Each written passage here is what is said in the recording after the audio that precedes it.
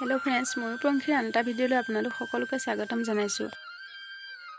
বনশাকখিনি দেখি আজি কথা এটা মনত পৰিলে। সৰুতে আইতাই এদৰে বনাই দিছিল। ধেই কিবা কিবি বনশাক বুটলিছিল আৰু টেঙা পাত আৰু মাছ দি বনাইছিল। ইমানেই যে সোৱাদ লাগিছিল। আজি চেষ্টা কৰিছো তেনেকৈ বনাব পাৰো নেকি। আজি সেইবাবে কেইবাবিধো বনশাক বুটলি আনিলো। এয়া দেখিছেনে ৰঙা টেঙা মৰা।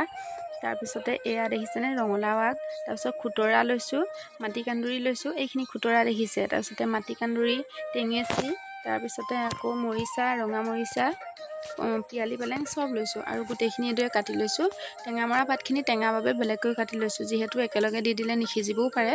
আৰু আলু দুটা বইল কৰি ললো। সেয়া মই দেখুৱা নাই বাৰু। এয়া তেল গৰম কৰি ললো। এতিয়া মাছ কেইটামান আছিলে সেইকেইটাও ভাজি লম। তৰকাৰীখিনি বনাওঁতে মই মছলা একো ব্যৱহাৰ নকৰোঁ। পিঁয়াজ আৰু অকণমান নহৰুহে ব্যৱহাৰ কৰিম। মাছকেইজনী বনাই হৈ গ'ল দেখিছেনে। ৰঙাকৈ মাছখিনি ভাজি ল'লোঁ।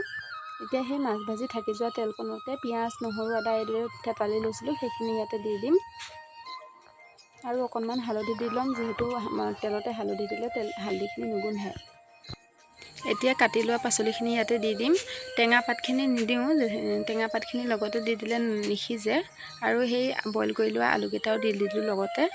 বইল কৰি লোৱা আলুকেইটা দিলে অকণমান ডাঠ হয় আৰু খাবলৈও ভাল লাগে তৰকাৰীখিনি। এতিয়া তৰকাৰীখিনি নিমখ অকণমান দি দিম। আপোনালোকে জলকীয়া দিব পাৰে। মোৰ ঘৰত সৰু ছোৱালীজনী থকাৰ বাবে জলকীয়া নিদিওঁ, যিহেতু খাব নোৱাৰে তাই। বনশাকখিনি সিজিবলৈ দিয়াৰ লগতে আলুখিনি এইদৰে ভাঙি দিলোঁ আৰু এইদৰে লৰাই লৰাই বনশাকখিনি সিজিব তেতিয়া এই টেঙা পাতখিনি দি দিম। এইদৰে কেইবাবিধো বনশাক মিলাই এনেকৈ মাছ দি তৰকাৰী বনালে খাবলৈ বৰ সোৱাদ লাগে। আপোনালোকে বাৰু এনেকৈ বনাই খায়নে? মই হ'লে খাই বৰ ভাল পাওঁ। যদি আপোনালোকে মোৰ ভিডিঅ'বোৰ চাই ভাল পায়, লাইক আৰু কমেণ্ট এটা নিশ্চয় কৰি দিব। এতিয়া তৰকাৰীখিনিত অকণমান পানী দি দিম। পানী বহুত বেছি নিদিওঁ, অকণমান দিম আৰু এয়া মাছখিনিও তাতে দি দিলোঁ।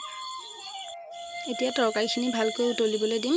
এইদৰে ঢাকি দিলোঁ। ঢাকি দিলে সোনকালে উতলে আৰু খাবলৈও ভাল লাগে। এতিয়া জুইখিনি ভালকৈ দি দিম আৰু তৰকাৰীখিনি উতলিবলৈ দিম। বনশাকৰ লগত টেঙা পাত আৰু মাছ দি বনোৱা এইদৰে তৰকাৰী বনাই উখোৱা চাউলৰ ভাতৰ লগত খাই বহুতেই ভাল লাগে। আপোনালোকে খায়নে বাৰু? তৰকাৰীখিনি উতলিছে যেনেকৈ আৰু লগতে এটা সুগন্ধি ওলাই বহুত ভাল লাগে খাবলৈ। সেই সুগন্ধিটো বনশাকৰ আপোনালোকেও বনাই খাই চাবচোন। আজিলৈ বাই বাই।